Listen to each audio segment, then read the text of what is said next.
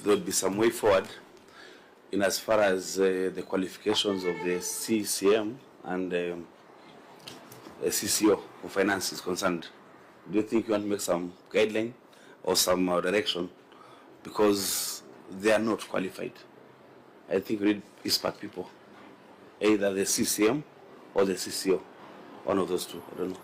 Senator Maruma, I'm very convinced that we need to make that amendment. Because when I look at the job description of a CEC Finance and Chief Officer Finance in the PFM Act and regulations, those are extremely important positions in county governments. They are very important. And I think we must give way for merit. We must give way for professionalism. There is no requirement in law, but Senator, I think I want to agree with you. From my experience sitting on this chair for this while, because a county attorney to advise you ought to be a member of the Law Society of Kenya. The CEC Finance, who advises you on fiscal matters, also needs to be of a relevant profession. Your chief officer, who is the accounting officer, a very, very powerful role. Even if you want to put a friend, look for a friend with the right qualification. So if governors are not going to do it, then we'll probably need to compel them through legislation. I remember one county where the chief officer of finance was a retired ECD teacher. So he has already retired and he has spent all his professional life at the early childhood stage. I mean, ECD teachers are very special people. Someone who can teach a child to write and read is very, very, it's very important. But when you put them in the chief officer's position, then you end up with 64 audit queries. These are the results. So, Senator, I do agree. We need to push for that recommendation. Now, Auditor General, let's then adopt the other issues that you have resolved. What's the next one? It's 5.3. That is page 18 on the summary. 5.3. Overpayment for printing and supply of assorted materials. There was an overpayment, and then the S13s and S11s were not provided for audit. Has that now been provided? Yes, yeah, this has been provided. Yeah, so the same frustration we had in the others. So you can adopt that. Which other one? Page 22. So, for example, 5.4, that comes after. 5.4, in terms of recommendation, we must refer this to the county assembly for verification. These roads, Road 1 all the way to Road 11, culverts not installed, only 0.4 kilometer was graveled, 1.6 was opened, graded but not graveled. Even though, honorable members, I suspect this could form part of what you call ward-based projects in counties. So are the MCAs the right people to oversight this kind of shoddy work when it comes to road construction? That is a question we must ask ourselves. Now, and even check, given that this was not tarmac, and this is 2023, do we still have the roads there now? Or they've been washed away, given that it rains every day in Kisii? Teacher, that's actually the issue. And I think it's not just for Kisii, even for places like Kitui where it doesn't rain a lot. This issue of roads, we must find a way of dealing with oversight responsibilities for roads construction. Because, Chair, this is what happens. A tender is issued today for construction of a road. It is done. Tomorrow something happens, the road is damaged, or something happens to the road. Another tender is issued on the same road. But then when you want to do an audit or a review of what happened, you want to check on the first tender, but work has already been done twice on that road. It becomes very, very complicated. And in fact, that's why I want to appeal to the county assemblies. Some of these things could form the basis of their primary oversight roles, that these roads constructions, especially by county governments, if they could be looked into within a financial year or even in 6 months' time, that would make a lot more sense than having now to go to check a road in Kisii 2 years after the fact, and the road has been worked on twice on the same project. I thank you, Chair. Actually, this is, Governor, this is what is causing us problems with the National Assembly on the road maintenance levy fund. You are aware that this Thursday, the Senate will be considering its version of the additional allocations bill. The National Assembly has already processed their version, which has excluded RMLF allocation to counties. Now, the Senate has insisted that RMLF should go to counties. They cite this kind of reports, and I'm sure that they refer to this when they're debating. Look at, for example, road number 3, Omatundura Riombaso Nyameroka Museni Road. The contract sum was 2.1 million. The length of the road was 1.5 kilometers. The work done was 1.5 kilometers. But the comment is, the road was opened, not graded or graveled, and no installation of culverts, no signage for proper identification.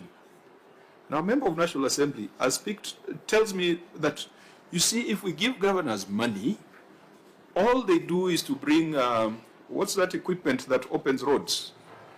Dozer. Inapita mara moja. Hakuna, there's no grading, there's no graveling, inapita mara moja, and then it is reported that the road has been done.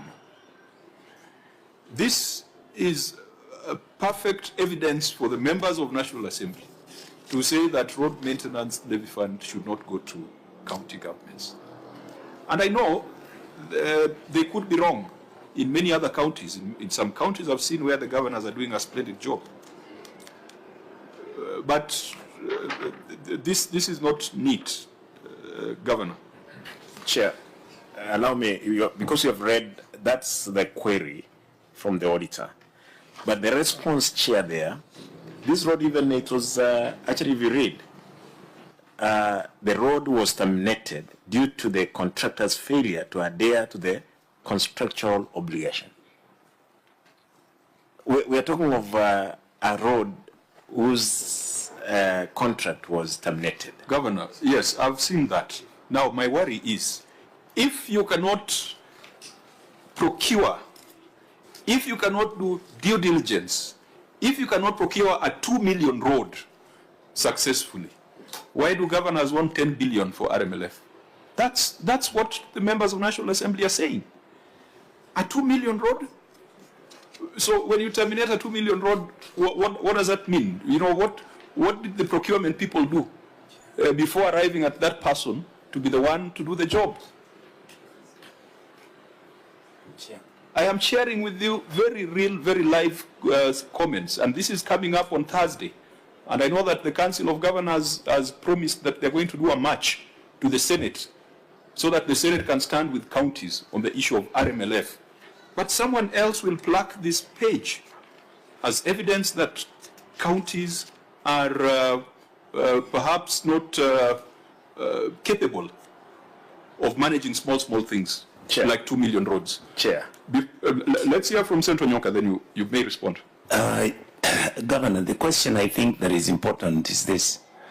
And normally if I want to know what we are dealing with, I go to what the auditor is saying. The auditor says this fellow was paid.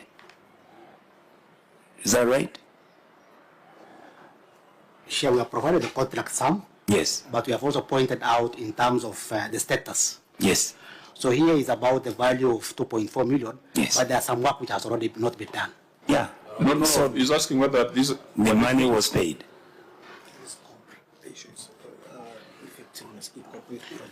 Sure, here we are concerned about the effectiveness of the projects. It's not, we didn't capture that part of the payment that has already been done, but we are just bringing the picture of this is the contract sum, this is the length of the road, but this is the status, and you can see some work has already been pending.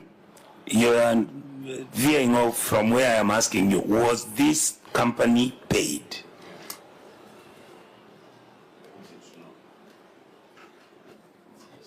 Because if they were not paid, then your query doesn't hold any water. Yeah, because if you query it at this level, we don't know if the contractor is still going on. Maybe the contractor. You see where I'm confused. To do the other part, that is Help me. installation of the culverts, they could still do it. Put in the sign. In other words, Chair, what the senator is asking is a loss of money. Thank you. You see, Auditor, let me help you. In your query, the contracts were awarded in December 2023. They were to run for 24 weeks, isn't it? So by the time you're doing the audit, the contract duration had lapsed. The only thing you missed was just to indicate whether the payments were made. I think that would have been very useful information. Yes. But in whatever the case, if this is a report that is coming up in September, 30th of September, those contracts ought to have been concluded way back in which month? June? June. They were to run for 24 weeks. 24 weeks is 6 months. So they ought to have been concluded by June, ideally. By the time you're doing your audit, they ought to have been paid. So I wish we had that column on whether payment was made. So, Governor, when you said it's terminated, Chair, there is no payment. There is no payment was done to these contractors, and I'm happy that Senator Onyonka was asking about was there any payment made? So there is no it means payment. that the roads in Bonchari ward, Bonchari sub-county, Yes. the lot 2 roads, even basically bus. they were not done. They were not done because of the reasons you have given there. So, Chair, no, Chair, they then were in that case, then maybe the governor should tell us, because when you look at the responses, the management responses, it's actually a generic. It's just one Copy paste.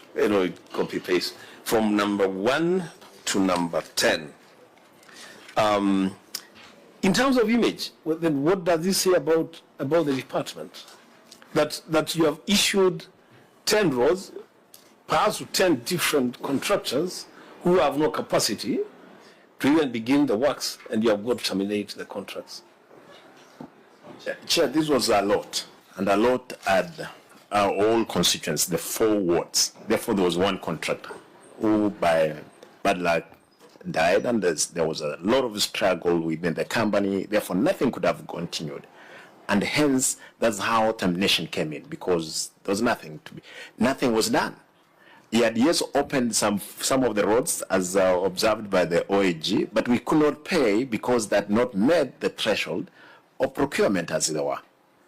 Again, if we'd have paid, you will be told you paid for unfinished works. Therefore, we did not pay any penny. So it was one contractor for all the roads? Yes, in the 4 wards, because it was an open tender. Chair. Senator Maru? Chair, can I? If I give the example that we gave of Onyagogo Obore Mesigi Road, according to the auditors, the road was opened, not graded or gravelled, no installation of culverts, no signage, no proper identification. But the auditors saw that the road was opened. Now, during the time of audit, Governor, why didn't you give this explanation that actually the road was terminated due to the contractor's failure to adhere to the contractual obligations? Because then, number 1, this audit query would not have been escalated to this level. Number 2, we would have known that there is no loss of money, that no payment was made. And then number 3, how much do you think should be paid to these people? Because they opened the roads. Does it mean they'll be paid 0? Because some work was done. Chair, Governor? this explanation given to OAG is either they accepted the explanation or they refused to accept the answers we gave them. But again, to answer to Senator Taita Tafeta, you can even do everything. If, again, even procedure was not followed, you may not be paid, as it were. Therefore, for the part that which has been done, because the law is very clear, is either you finish your contractual obligation or you are not paid, as it were. Therefore, that's why we are saying the works were terminated, despite the fact that, yes, he had opened some of those roads. I think someone talked of query about the image. You see, for me, we can have all these explanations, but I've told you where I have a problem at the global level. On Thursday, we are going to fight for 10 billion. These things we are doing is what was used, what the RMLF used to do in counties, because this is maintenance and maybe opening up of county roads. You are going to give us a very difficult time as senators, because the opponents of devolution will take this as a classic case. And the queries don't end there. The subsequent query also has almost 15 roads with irregularities. 15 roads with irregularities. And the question is value for money. And they're small contracts, 2 million, 1 million, 2 million, 2 million. Fairly simple things to do. Even if you are using, because some governors usually complain of the capacity of local contractors. But unless your procurement process is flawed, because sometimes some governors want to give these roads to supporters. So you find someone has been your boy over the years, and you can't employ him because you have overemployed, so you give him a road to do. He has never done a road in his life. He'll even come to ask you for the money to do the road. We have seen these things happening. And I suspect this is the case. Senator Onyonka. Thank you, Chair.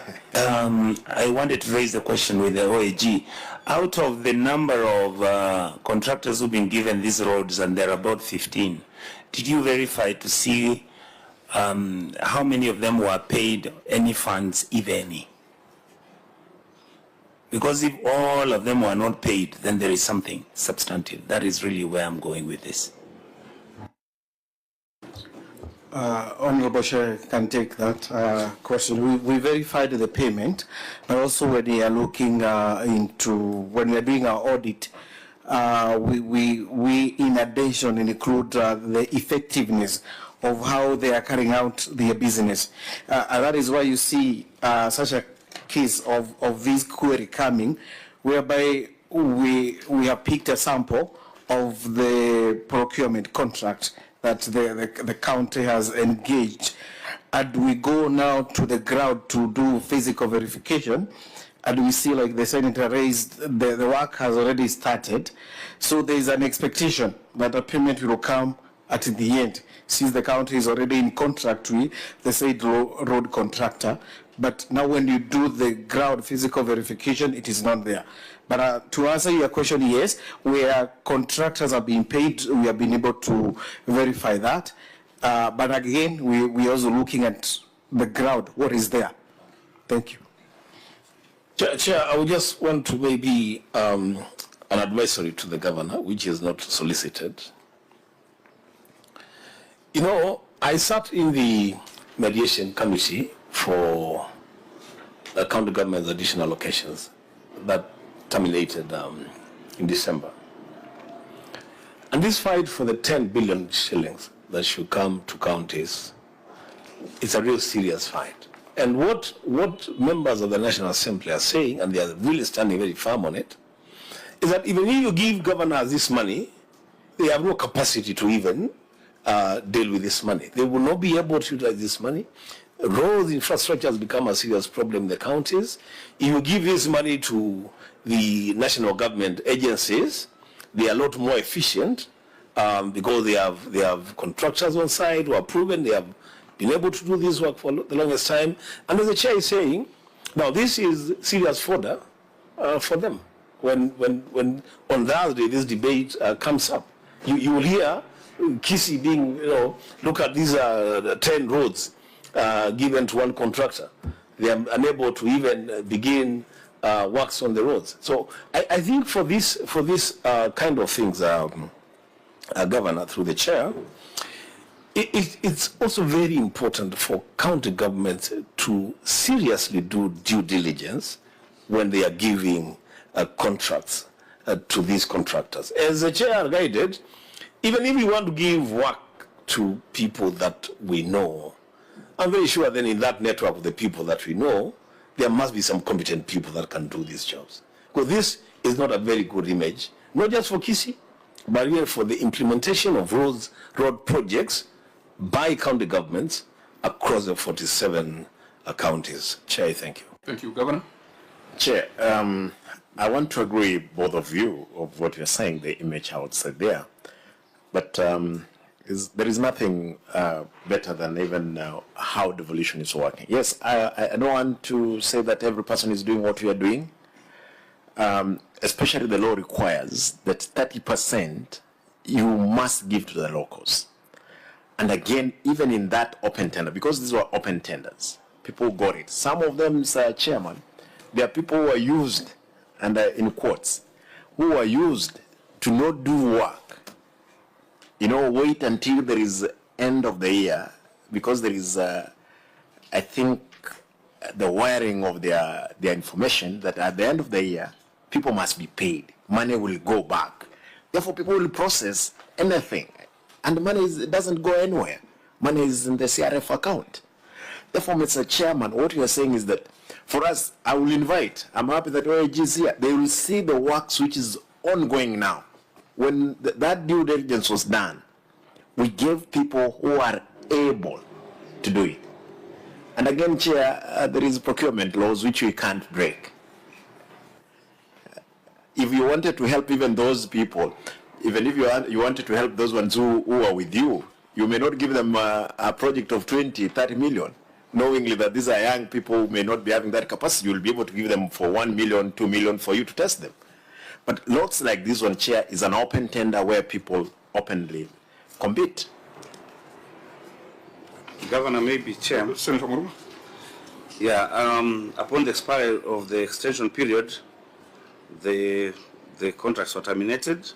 Maybe for the auditor, what is still subsisting here so that we can address this query?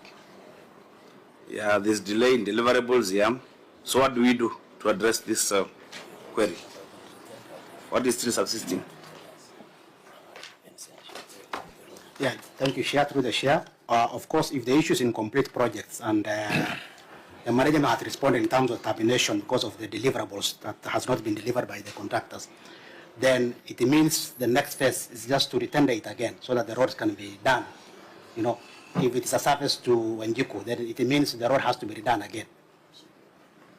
Yeah, and I think on our part, if we succeed in fighting for RMLF to go to counties, we are going to insist on very strict accountability framework, because it's a Kenya Roads Board that was doing the accountability.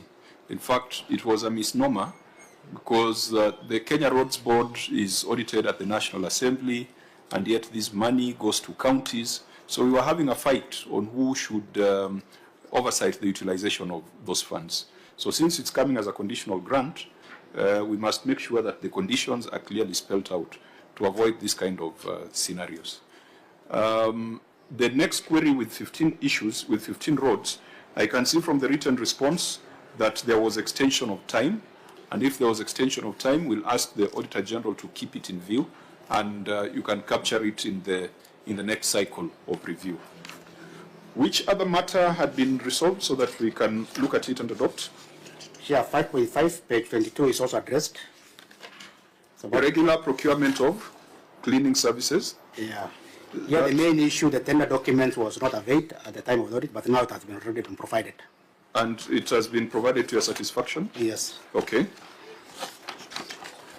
Then we go to page 28. So the one for insurance services is unresolved. And that was probably, so it was quite a huge sum, 202 million. Okay. Okay, take us to the next one. Page 28, issue number 5.7. Upgrading of Mosocho Market Health Center. Yeah, here the procurement file was missing at the time of the audit, but now we have been provided the project file. So we can adopt that if you have seen the project files. The next one. 5.8 is about installation of generator at the Gusii Stadium. Again, At the time of audit, the tender documents, award was also missing, but the procurement file has also been availed. Next one.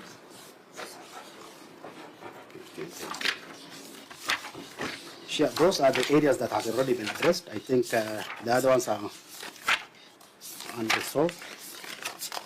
The other ones are unresolved. Yeah.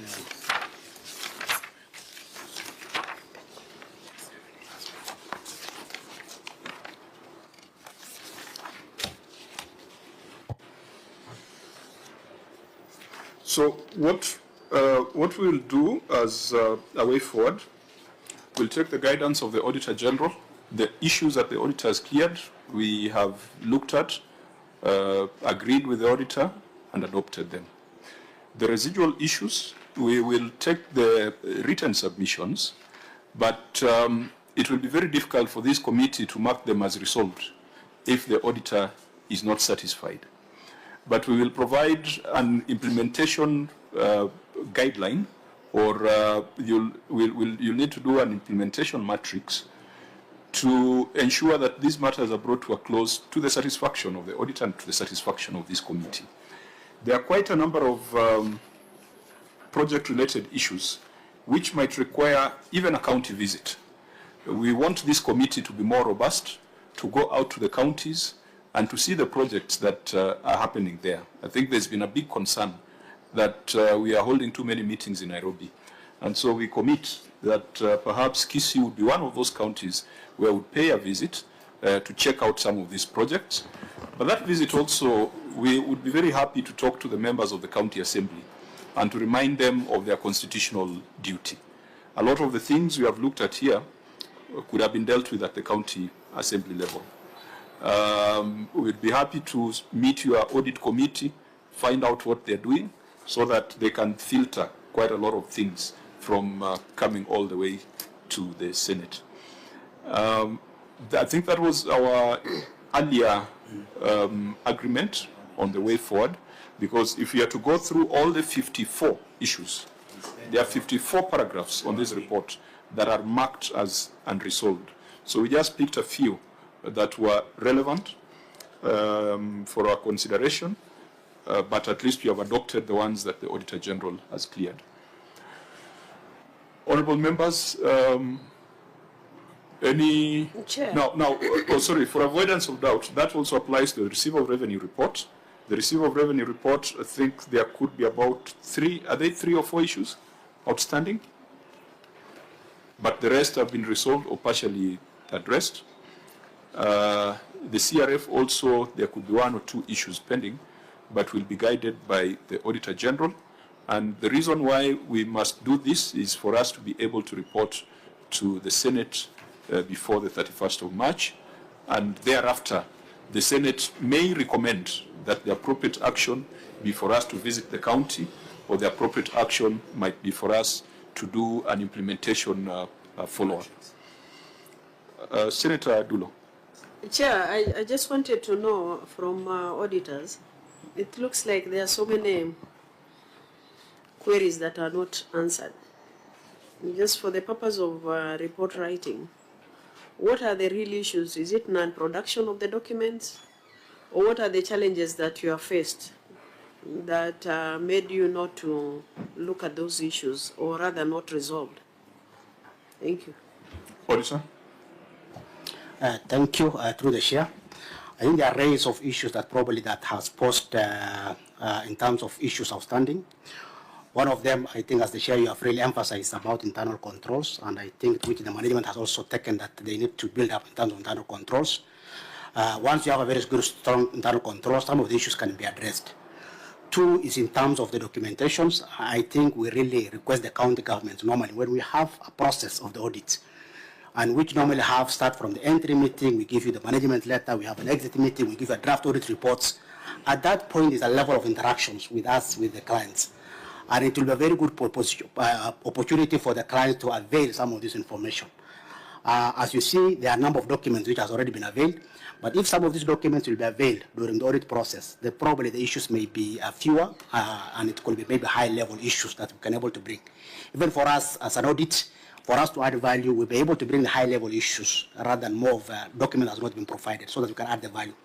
But it depends on the cooperation of the clients in terms of processes, in terms of record keepings, and in terms of the support of the audit process, so that some of the things can also be handled. But that's our input in terms of an audit. I think out of this, the Governor, you have committed that you will be involved in the entry and exit meetings.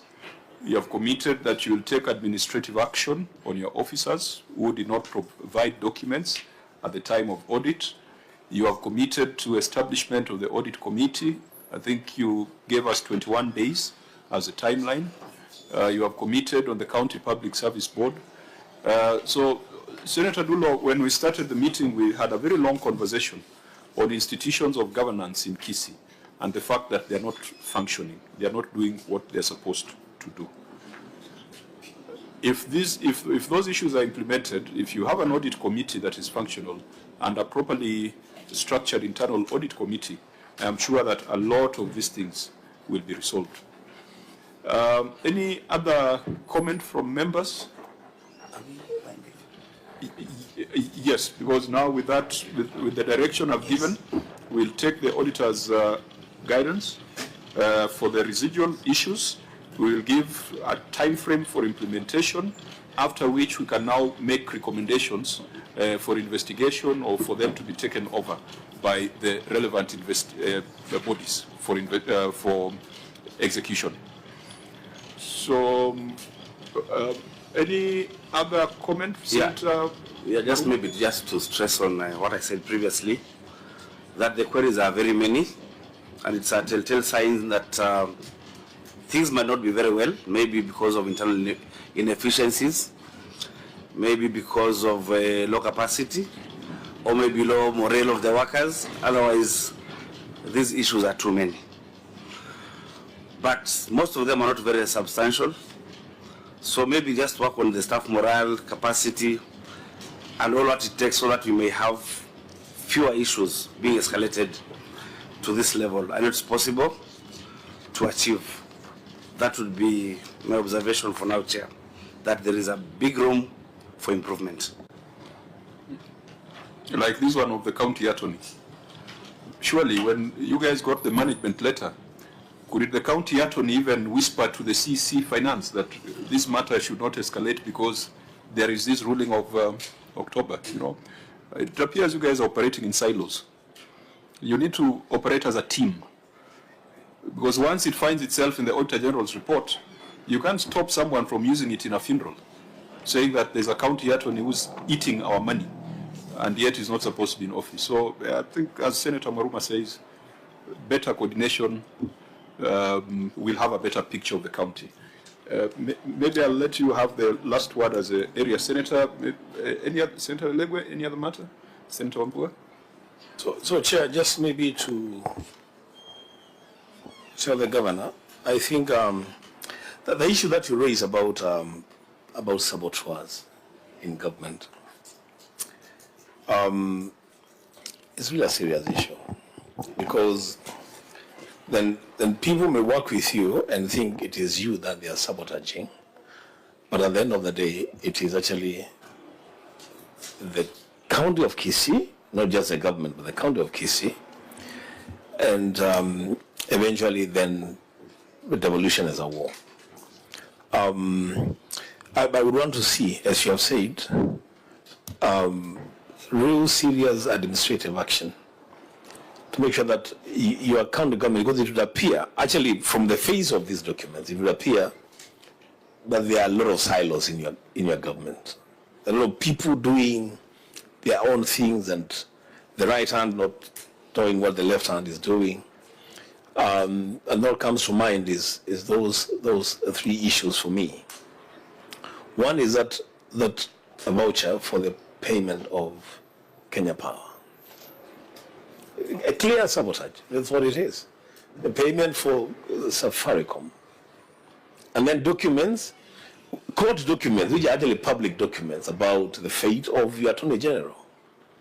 Well, why would they be appearing to us at this stage when those issues could have been resolved and not even appear anywhere in the audit when the audit was taking place? So make sure that you have some bit of synergy within the counties, so that we also don't embarrass ourselves and embarrass counties and embarrass devolution. I thank you, Chair. Thank you. Senator Dulo, anything in closing? Then, Governor, your final remarks? Chair, thank you. I want to appreciate the, we're on learning every day. I'm sure you guys, as a Senate, you have been having governors before you. There is information you may not be having, which you get from us. And there is a lot of information also because you are out there to oversight the counties as they are. We appreciate the role that you are playing. We want to thank you for the fight you put for the monies which are supposed to be going to the counties. Yes, there will be 1 or 2 elements in the 47 counties, but that cannot kill devolution. Today, I'm here, God willing, I'll serve the 10 years. Then you'll find yourself again in the same. If we cannot resolve issues we have now, you'll be having the same problems even when some of you will be governors in the future, if you endeavor to. But again, I want to welcome you to Kisii. There are big projects that we are doing, and some of them they've been carried out by the Auditor General's observation, you will realize. So that again, Auditor General, you don't happen to be like a police officer only this. You need to be able again to guide on what exactly is supposed to be done. And I want to plead with the OAG, because a number of responses we gave you, those were very genuine. Unless you had a bone to pick with us, you didn't want to accept. That's because these are straightforward things. Even yourself, you'll be able to see these are issues which have been done, unless 1 or 2 things, and I undertake in the future, in all your meetings, I request, because Homa Bay and Kisii, they're just neighbors and they're very close, they're within 30 minutes. Even if you were to come and tell me, Governor, these people of yours, they have not provided this information we've asked for. We ask that particular officer there and then. If we cannot provide, he goes home. Because we are serving the people who need our services, as it were. Therefore, Mr. Chairman, I want to commit that those particular items, 21 days, the committee will be in place. I'm fast-tracking the process of the board, Public Service Board, the chairman and the secretary, who are supposed to be in place, and many other activities that are supposed to be run by the county. For saboteurs, my senator is here. Some of these people, I may jump with them.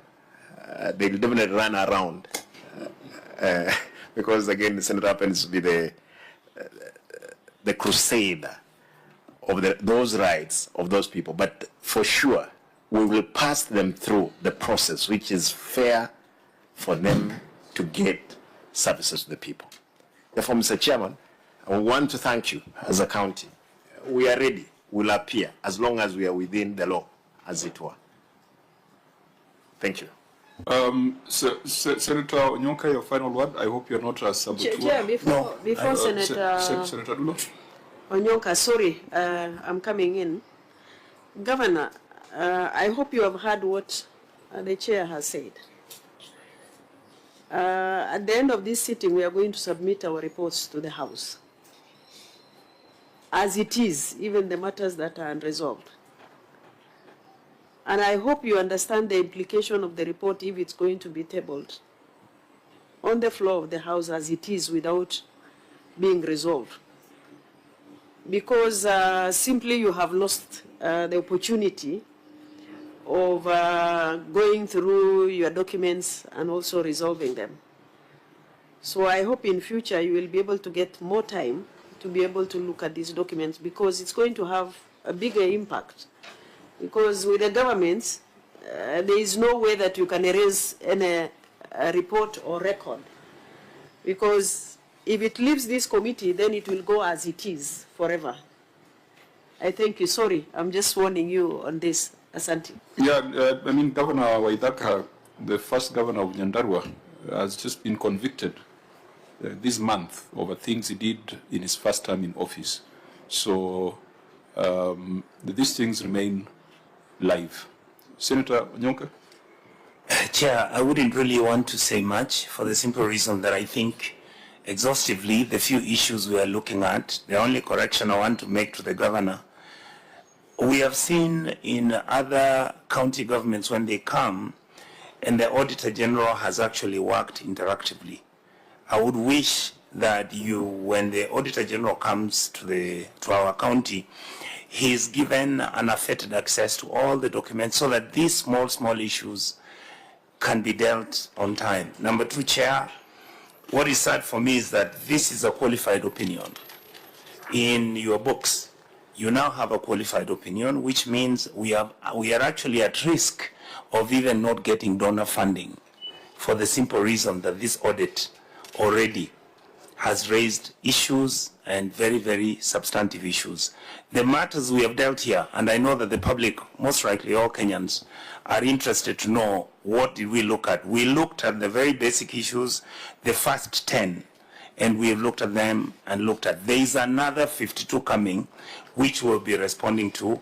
We expect that the governor's team will provide more documentation and defend themselves so that by the time the final report is written, everybody feels that they have actually got justice and fairness in the way we are handling the matter. Otherwise, thank you, all of you. Chair, I am happy. I previously worked in this committee. I'm no longer here, but I will be a friend of the committee constantly, and I'm happy that this committee is doing an excellent job for all of you who are here. Governor, with your team, if you travel to Kisii, travel well. We mean well. And I want the public to know, especially our people. Most of our people think that me and you should disagree in public about no. Because when we disagree, we injure our people. Our job is to make sure that we give service delivery to our people with respect and dignity.